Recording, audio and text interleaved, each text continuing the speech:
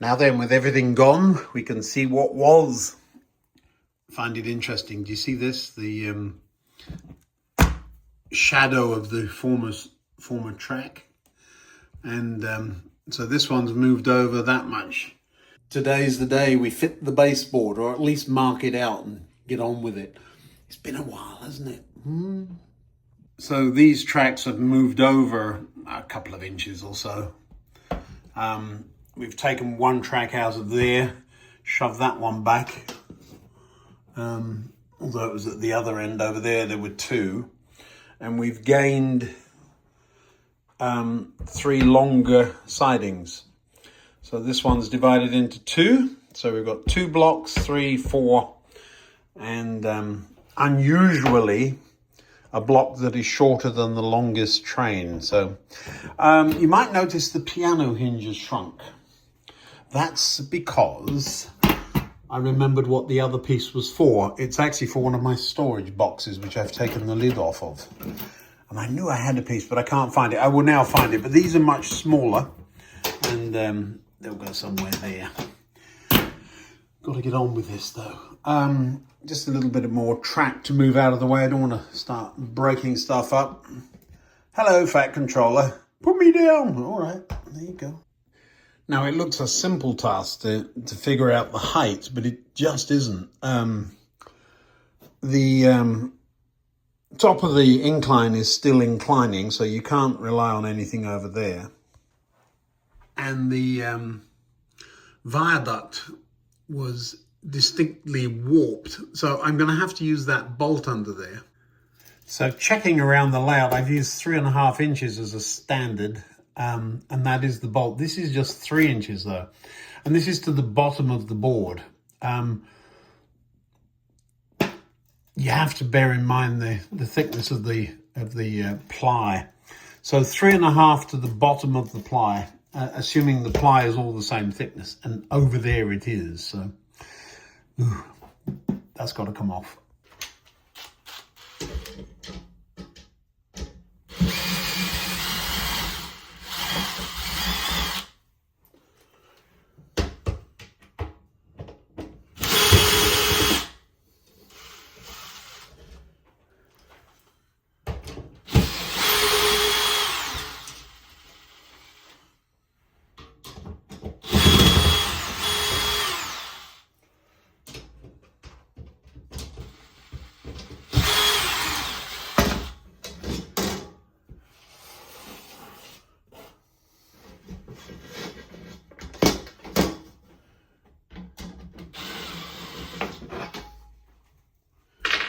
Amazing amount of ballast stuck down the back of it.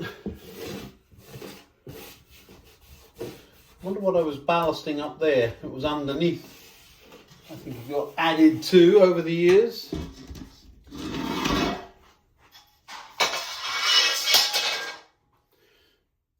Let's take those brackets off the wall while we're at it.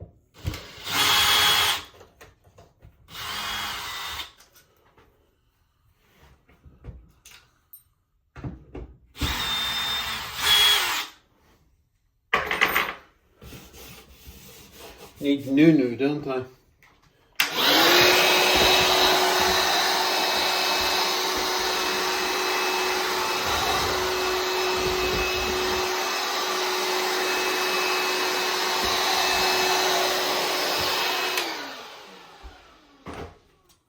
Anything else that's going to get squished here? No, knife maybe. Let's pop this up there.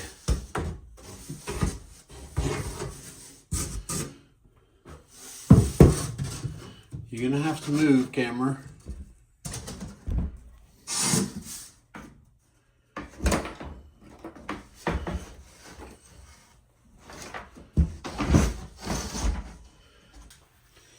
Well, that took me by surprise, because what I've done is taken a piece of 8x4, cut 2 feet off the end and cut that piece in half. So that's 6x2, 6x2 and 4x2.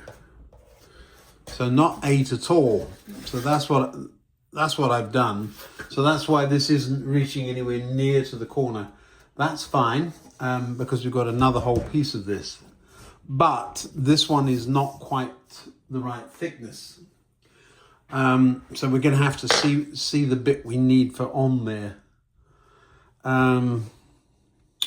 Yes, let's measure that distance. It's 3 feet and a bit. If I leave a sort of a finger's width each side, so if I go 3 feet that way, what do I need the other end? So over here it is, how far is that roughly?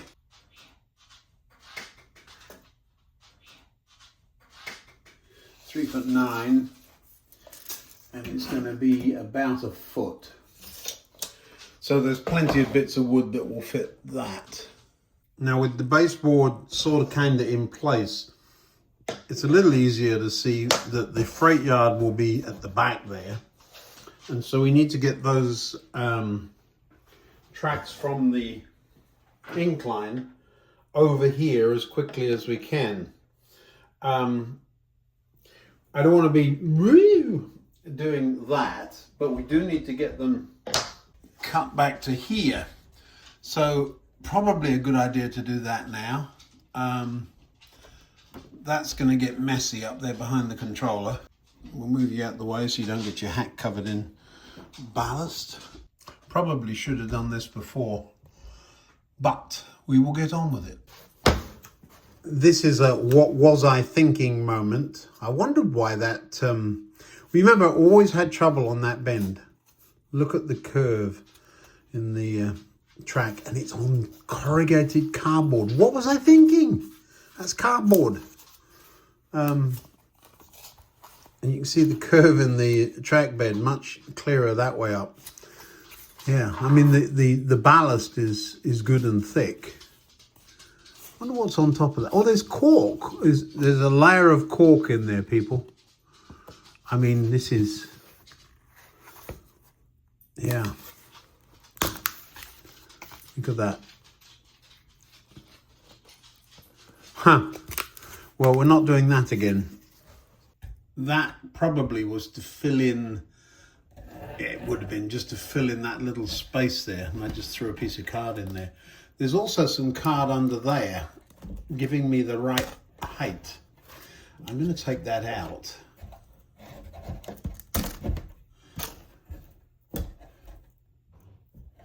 Because that will reduce the incline, which is kind of a nice thing to do at this point. I think that's how I did it though. But that will reduce the incline percentage, and we've got room to get around there. My goodness. The things we're fixing, I'm reluctant to go further back there for obvious reasons, but yeah. Now let's see, where are we in terms of height? We're at 3 inches-ish, so we've got to come up another ½ an inch. That should be fine.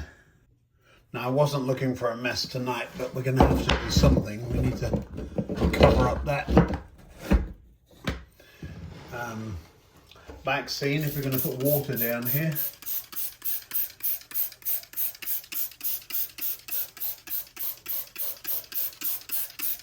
A good soaking.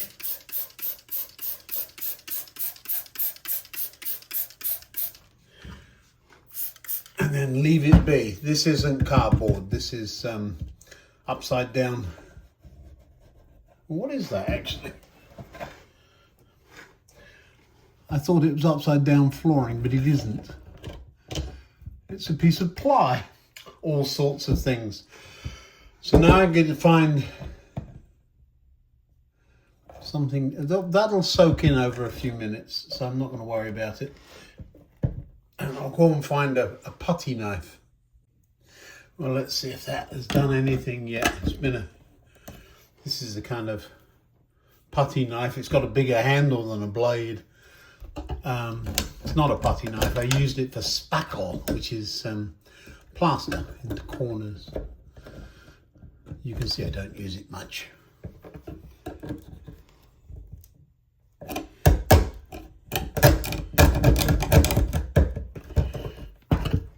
it's not soft yet.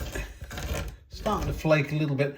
I will need to cut the track back here, so let me get some cutters and do that. Well, let's see how easily that comes up now. Oh, it's coming.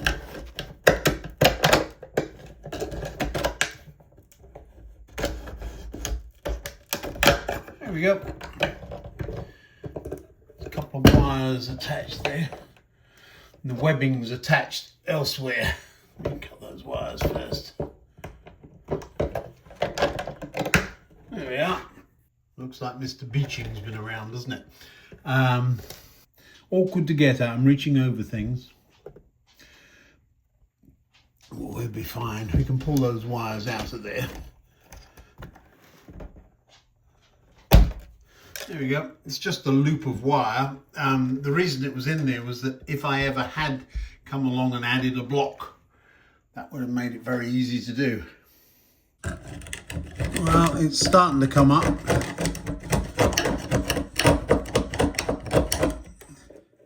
It's that slushy goop. So it's coming, but let's leave it another little bit. Then we'll come back and make sure it's all up back to here. Yeah, where the track's going.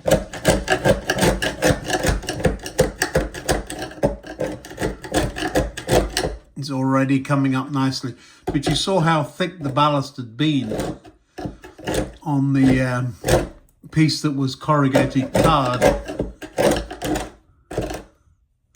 So what happens in that case, the top bit gets moist, but the bottom bit doesn't. Well, this is pretty wet, I will say.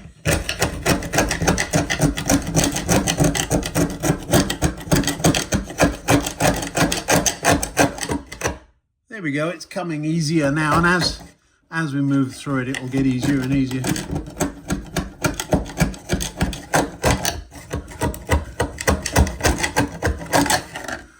I'm at full reach over here,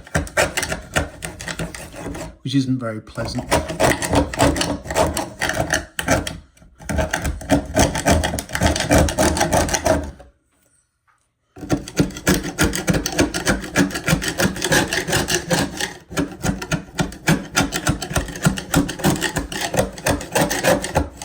I still can't believe I used corrugated card as a baseboard and expected it to be fine.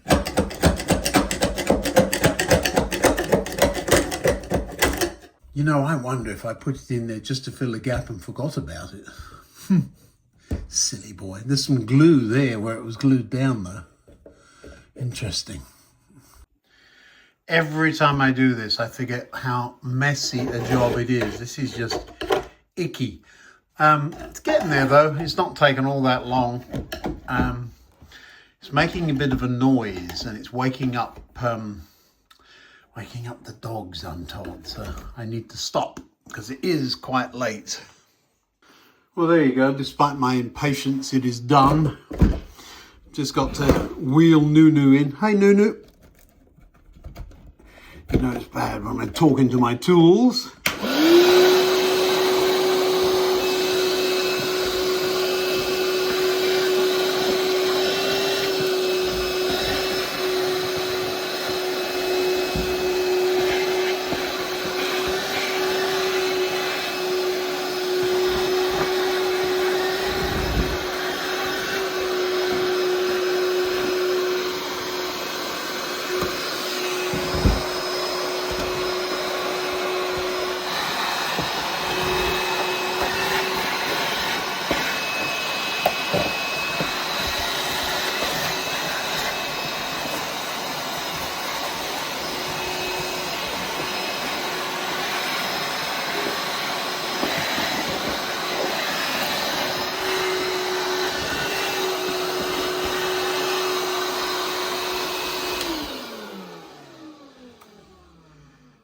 Well, as ever, it's gone everywhere. I need to get it cleaned up. It's a little bit gritty still, but there's one lump there I'll get off in a minute. But once it dries, I'll then work out the incline that we've got to have to get over here clearing the freight yard, which will be at the back. So coming much earlier around here and where we hit this board. So all of that to do. I may trim this down a little bit. That's just probably insulation. Yeah, it is. It's interesting that that hill is now loose from the back. It never was. Glued down at the front. I'll just trim that back so we can get around quickly. We've got a good distance before we have to be at 3.5 inches. 3 inches will clear most things. I mean, I wouldn't want point motors or anything under there at that height, but at 3 inches, which is what that is there, we will clear the underground trains and even the 71 with its pantograph down. So if we make that an iron bridge, we'll be just fine, because we've still got a little distance between there and here, and we're not going to come off the side there and go whoop. We've got to curve it out, so it's going to be a while. Probably cross about here somewhere, I would think, which is still much further back than it was over there. So yeah, that's what I'm up to. The back, this then probably will be exposed so that the board at the back will be probably cut back to about 1 foot and then come out here. Don't know yet. This is one of those, I know what I want, and it's going to take a hot minute to get there. Well, that's dried up overnight. It's the next day. I'm about to leave for London, so I'm not going to get a lot done at the minute. But yeah, one of the things about scraping this stuff off is where it settles. You see a piece there? It sticks because it's still got glue on it, and so you scrape it off and it sticks somewhere else. You have to clean up as you go, and when you don't, so I'm looking down here, see there? They're actually stuck on. They break off easily enough. There's a piece underneath that point, so it's very, very easy to really mess yourself up with this stuff. Now then, the next thing, of course, is that, move the water out of the way, there's nothing back there at all. And so there's no need to hinge that part. Anything under there is just going to be dead space. So the freight yard up there, so for about half the board, isn't it? So long as we can get these tracks curved around here fairly quickly, I would say for the first couple of feet there, no need to lift. And even here, the only reason for going under there would be because the point motors for that are under there. But the likelihood of having to get at them is very, very slim. So that end of that board, if you like, somebody suggested I could always cut a big hole in it. I haven't, but I could. So yeah, that part of it, nothing much. You've noticed too, look at the difference here. This is really thick and heavy and solid, and this is much thinner and much more flimsy, as it were. We're a cross between a permanent solid baseboard and a board with holes in it. Once you get to that, you know the boards that are just structured only where the track is. It's sort of a half and half, isn't it? Because I've got to mark up now and cut out the station there, so that the drop down, so you'll see it from where I'm standing.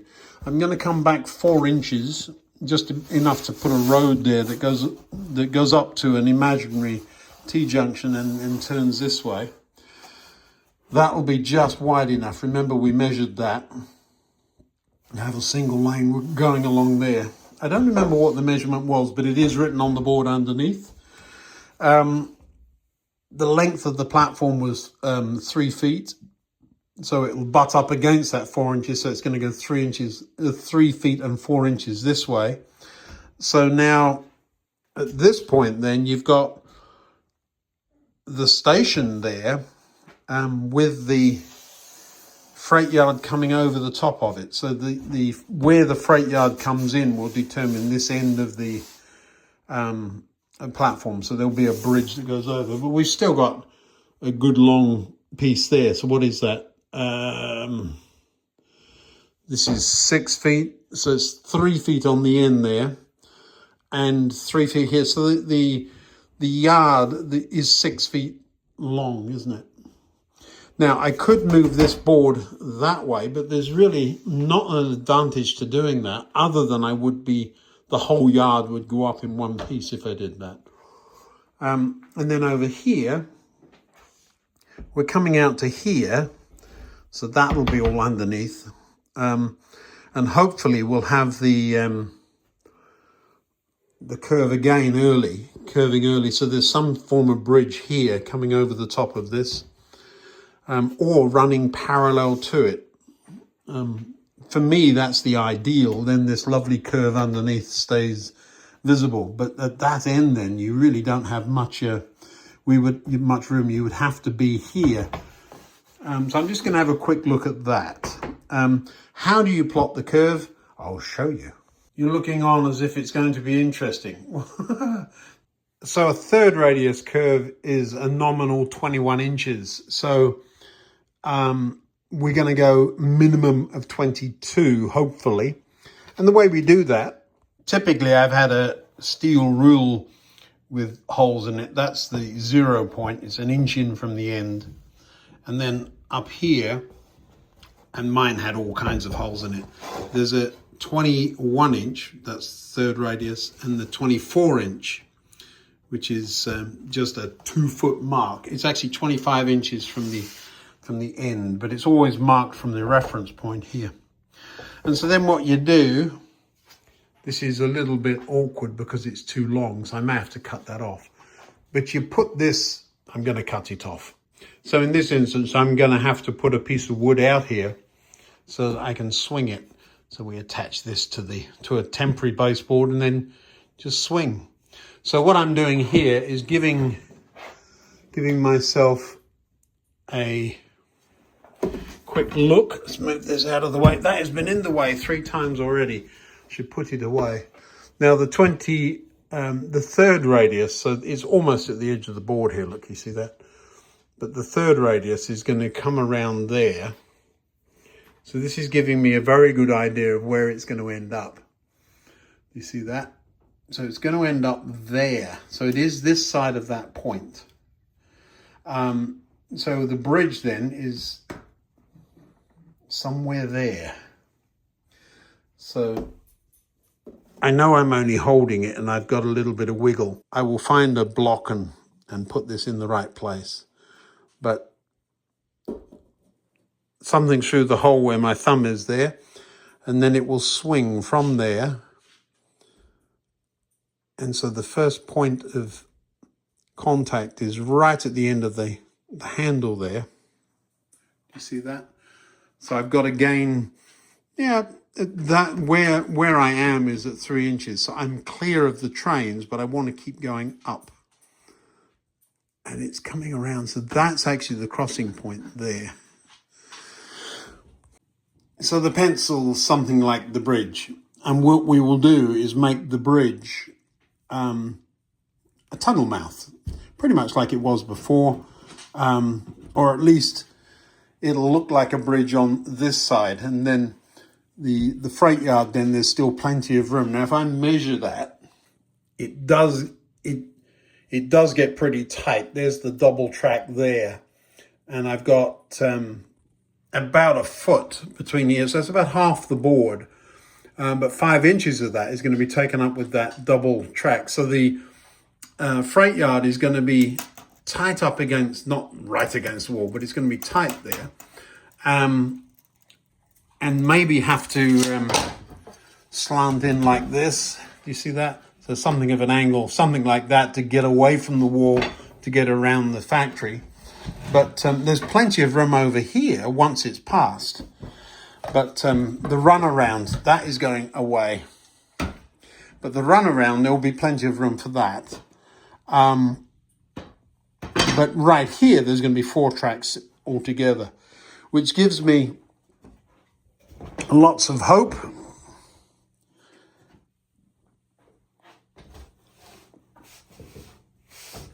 That gives me lots of warm feelings because this will be the edge of the track then. So it's over the top of the point there. I don't want that point visible.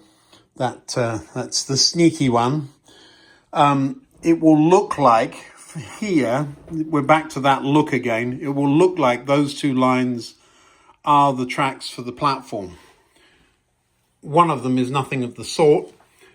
That's the point for the platform. So it does add a little bit of visual intrigue, as it were. So where that stick is, we're well clear of, this is the furthest point of the track underneath. So once it's crossed over, it can stay over all the way through here. So coming at an angle like that, getting further away from the yard.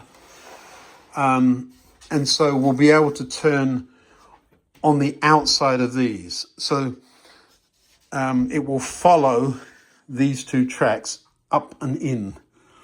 So there we go. So now to get from here to there is a straightforward straight shot. Again, retaining wall, something like that. Well, there's a retaining wall for me looking at me, isn't it? Something like that, running alongside, let's move the platform out of the way, there. So the curve off of there is actually fairly straightforward. Because we've now got that, so we know what that angle is, we can figure out the place for the points at the top to get into the yard. So again, at this end, they won't be quite as far apart as that. This is non-standard. It'll be more like this. Shadow, you're eating connectors. Stop it. No, not that's not food. Yes, I know you eat everything. So in very rough terms, that's the width of the double track. That's with a little space. That's the width of the double track again. So we'll be clear by there, as it were. And so we'll be able to come off of here somewhere. Got to figure that one out. That's going to be interesting. We can wait until we get to here and then do it. I kind of want to go early, but so the point work now we can figure out over here. That's my next trick. So the very rough layout, I was hoping not to have to cross these tracks, and I can do it without doing so because of the curve starting there, gets to there, crosses over. It may continue over there for a little while, but it will be the other side of these tracks. Coming in here where the stick is, I could go over if I need to, so I can buy myself space by bridging over those, but intending to stay clear of them. Around, so up on top of that, that's not the one, although I know what's going to happen. I'm going to put it there, that it's going to wind up staying there. So the quicker we can get those over, I'm not going back any further on those, but we'll get over here a little quicker to allow the point to go off on the side there. I'm off to London. We'll get some more of this done. I'm back in 2 days. I'm there for 26 hours on this one, I think. So I shall have a nice roam around. I think it's going to be cloudy, but not freezing cold. I think it's colder here than it is there.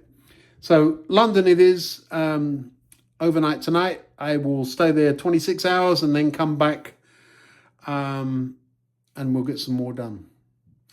Thanks for watching. We're getting on with it. I always wish we could get more done, but I'm committed to spending an hour a day down here, not 4 hours a day. And I really haven't had a block of days off for quite some time. That's coming. And we'll get some fun then, won't we? See you next time now. Thanks for watching.